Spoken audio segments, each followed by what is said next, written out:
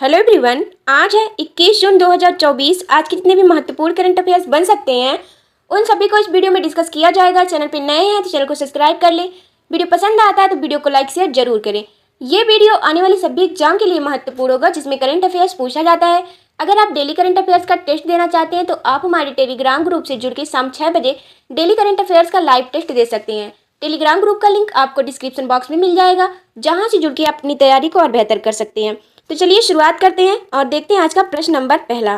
प्रश्न नंबर पहला है, हाल ही में जारी सतत विकास रिपोर्ट 2024 के अनुसार एसडीजी लक्ष्यों को हासिल करने में कौन सा देश शीर्ष स्थान पर रहा?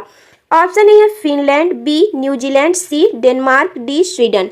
राइट आंसर है ऑप्शन ए फिनलैंड। चलिए व्याख्या देख लेते हैं। हाल ही में संयुक्त राष्ट्र सतत विकास समाधान नेटवर्क द्वारा सतत विकास रिपोर्ट का 9वां संस्करण जारी किया गया है। इस रिपोर्ट के अनुसार भारत 64.0 के समग्र स्कोर के साथ 109वीं रैंक हासिल की है। Bharat SDG first, SDG 4, SDG 12 और एसडीजी 13 में सर्वोच्च प्रदर्शन किया है। वैश्विक स्तर पर एसडीजी लक्ष्यों का केवल 16% वर्ष 2030 तक प्राप्त करने की दिशा में है, जबकि 84% में प्रगति सीमित है या विपरीत दिखाई दे रही है। इस रिपोर्ट में बताया गया है कि वर्ष 2030 तक वैश्विक स्तर पर 600 मिलियन लोग भूख से पीड़ित होंगे। एसडीजी लक्ष्यों को हासिल करने में शीर्ष 5 देश इस प्रकार हैं।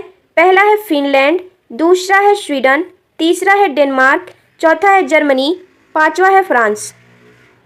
एसडीजी लक्ष्यों को हासिल करने में अंतिम 3 देश इस प्रकार हैं। पहला है दक्षिण सूडान, दूसरा है मध्य अफ्रीका गणराज्य, तीसरा है चाड।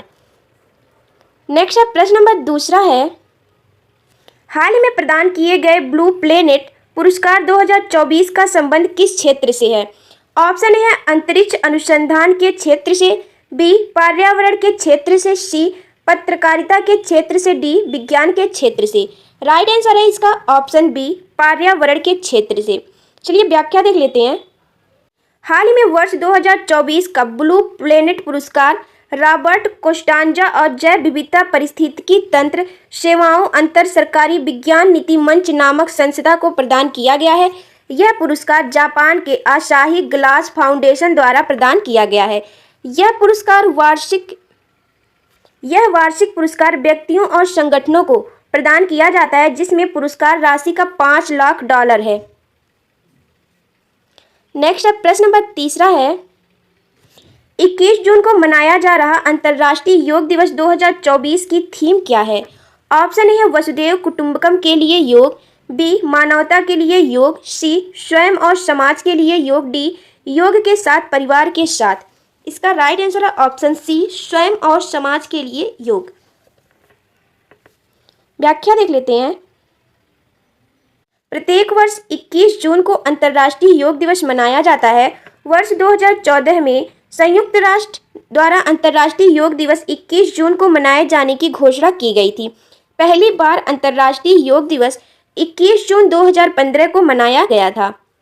नेक्स्ट है प्रश्न नंबर चौथा है, हाल ही में Hurun India future unicorn index 2024 के अनुसार भारत में कितने यूनिकॉर्न हैं?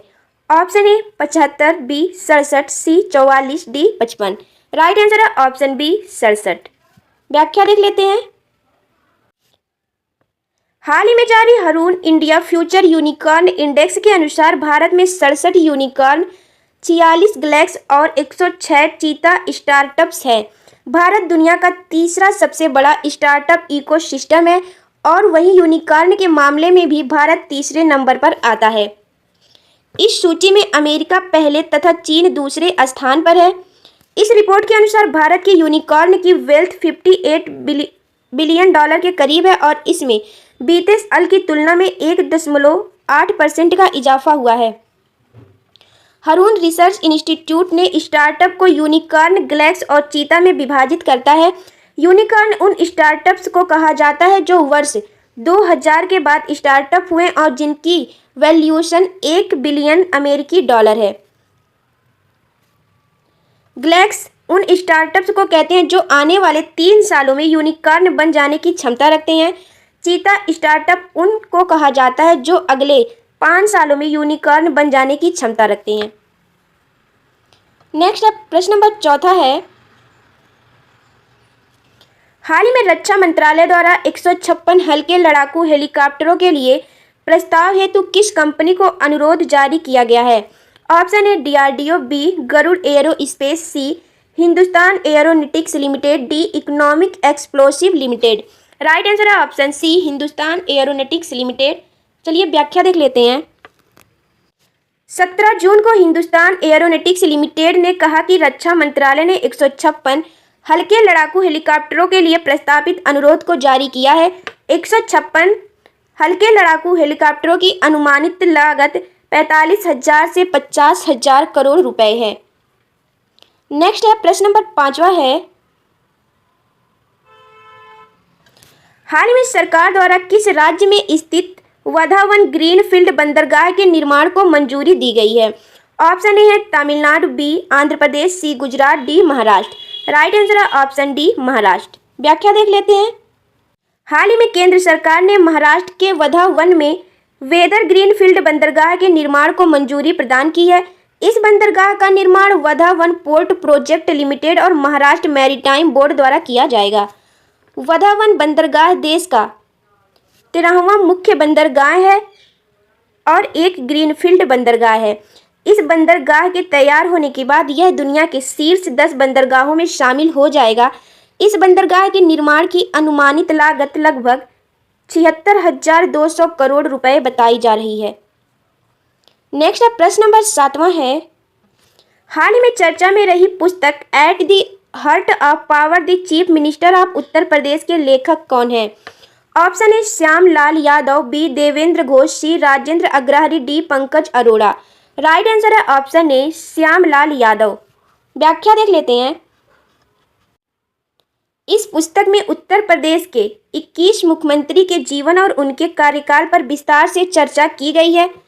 इस पुस्तक में जीबी पंत से लेकर योगी आदित्यनाथ तक को शामिल किया गया है। इस पुस्तक में दावा किया गया है कि योगी आदित्यनाथ को वर्ष 2022 के चुनाव से पहले ही हटाने की तैयारी थी। नेक्स्ट है प्रश्न नंबर 8वां है, हाल ही में केंद्रीय योग एवं प्राकृतिक चिकित्सा अनुसंधान परिषद ने श्री आशा के सहयोग से अंतरिक्ष के लिए योग विषय पर एक सम्मेलन का आयोजन कहाँ किया? Option A Shimla, B Bengaluru, C Ahmedabad, D New Delhi. उत्तर है ऑप्शन डी नई दिल्ली में। व्याख्या देख लेते हैं। यह सम्मेलन अंतरिक्ष यात्रियों सहित समाज को बढ़ावा देने के लिए विभिन्न क्षेत्रों के विषय के साथ आने पर केंद्रित है। इस पहल का उद्देश्य समाज में जागरूकता बढ़ाना और सक्रिय योग अभ्यास को बढ़ावा देना है। नेक्स्ट है, हाल ही में किस कंपनी ने माइक्रोसॉफ्ट को पीछे छोड़कर विश्व की सबसे मूल्यवान कंपनी बन गई? ऑप्शन ए है Nvidia, B Apple, C iPhone, D Tesla. Right answer है ऑप्शन ए एनवीडिया। हाल ही में एनवीडिया ने विश्व की सबसे मूल्यवान कंपनी के रूप में माइक्रोसॉफ्ट का स्थान ले लिया। इस कंपनी का बाजार पूंजीकरण बढ़कर $3.335 ट्रिलियन हो गया है, जबकि माइक्रोसॉफ्ट का शेयर बाजार मूल्य $3.317 ट्रिलियन है। नेक्स्ट क्वेश्चन है, प्रश्न नंबर 10वां है, हाल ही में भारत के किस अंतर्राष्ट्रीय हवाई अड्डे द्वारा यात्रियों के लिए त्वरित सामान चेक इन हेतु स्वयं सेवा प्रणाली शुरू की गई? ऑप्शन ए लाल बहादुर शास्त्री अंतर्राष्ट्रीय हवाई अड्डा, बी इंदौर अंतर्राष्ट्रीय हवाई अड्डा, सी दिल्ली अंतर्राष्ट्रीय हवाई अड्डा, डी कैंपेगौड़ा अंतर्राष्ट्रीय हवाई अड्डा। इसका राइट आंसर है ऑप्शन सी दिल्ली अंतर्राष्ट्रीय हवाई अड्डा। व्याख्या देख लेते हैं। दिल्ली अंतर्राष्ट्रीय हवाई अड्डा लिमिटेड ने एक स्वयं सेवा प्रणाली शुरू की जो यात्रियों को अपना सामान रखने, टाइप प्राप्त करने और बोर्डिंग पास प्रिंट करने में सक्षम बनाएगी, जिससे चेक इन प्रक्रिया कम हो जाएगी। इसके साथ ही दिल्ली का इंदिरा गांधी अंतर्राष्ट्रीय हवाई अड्डा ऐसी सुविधा प्रदान करने वाला देश का पहला और कनाडा के टोरंटो हवाई अड्डे के बाद दुनिया का दूसरा हवाई अड्डा बन गया है।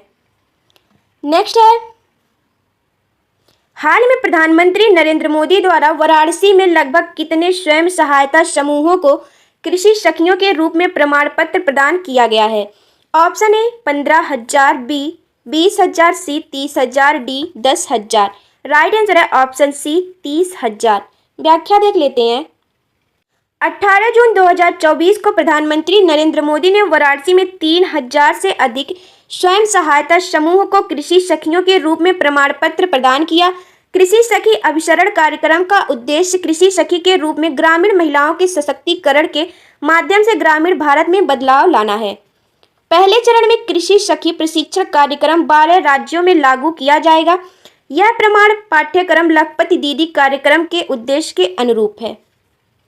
नेक्स्ट क्वेश्चन है, हाल ही में किस देश ने ईरान के इस्लामी रिवॉल्यूशनरी गार्ड को आतंकी संगठन घोषित किया? ऑप्शन ए है America, B Canada, C Israel, D Britain. Answer है ऑप्शन बी कनाडा। नेक्स्ट है, उत्तर प्रदेश के किस जिले में गिद्धों की एशियाई किंग प्रजाति के लिए दुनिया का पहला संरक्षण और प्रजनन केंद्र स्थापित किया जाएगा? ऑप्शन ए है Gorakhpur, B Kushinagar, C Bahraich, D Maharajganj. Right answer है ऑप्शन डी महाराजगंज। नेक्स्ट है, जून 2024 में 112वां अंतर्राष्ट्रीय श्रम सम्मेलन का आयोजन कहाँ किया गया? ऑप्शन ए है न्यूयॉर्क, बी दुबई, सी जनेवा, D New Delhi. Right answer है ऑप्शन सी जनेवा में। अंतर्राष्ट्रीय श्रम सम्मेलन 2024 का आयोजन जिनेवा में किया गया है। नेक्स्ट है, हाल ही में किस देश के स्टार तेज गेंदबाज ट्रेंट बोल्ट ने अंतर्राष्ट्रीय क्रिकेट से संन्यास लेने के लिए घोषणा किए हैं? ऑप्शन है ऑस्ट्रेलिया, बी इंग्लैंड, सी न्यूजीलैंड, डी दक्षिण अफ्रीका। राइट आंसर है ऑप्शन सी न्यूजीलैंड। न्यूजीलैंड के तेज गेंदबाज ट्रेंट बोल्ट ने अंतर्राष्ट्रीय क्रिकेट से संन्यास ले लिया। कुछ महत्वपूर्ण प्रश्नों का रिवीजन देख लेते हैं। 22 मार्च को मनाया गया विश्व जल दिवस 2024 की थीम क्या है? उत्तर है वाटर फॉर पीस। विश्व जल दिवस जो है 22 मार्च को मनाया जाता है। 2024 की थीम है वाटर फॉर पीस। नेक्स्ट है, मई 2024 में आयोजित 7वां संयुक्त सैन्य अभ्यास शक्ति 2024 किन दो देशों के बीच आयोजित की गई? उत्तर है भारत और फ्रांस के बीच। शक्ति 2024 का 7वां संस्करण भारत और फ्रांस के बीच आयोजित की गई। नेक्स्ट है, हाल ही में चर्चा में रही पुस्तक from a car shed to the corner room a beyond के लेखक कौन है? उत्तर है S Raman. From a car shed to the corner room a beyond के लेखक एस रमन है।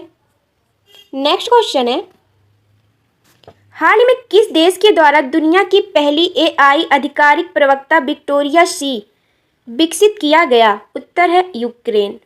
यूक्रेन के द्वारा दुनिया की पहली एआई आधिकारिक प्रवक्ता विक्टोरिया सी विकसित किया गया। नेक्स्ट है, हाल ही में भारतीय सेवा और पुतिन बालान द्वारा समूह द्वारा देश का पहला संविधान पार्क कहाँ बनाया गया? उत्तर है पुणे में।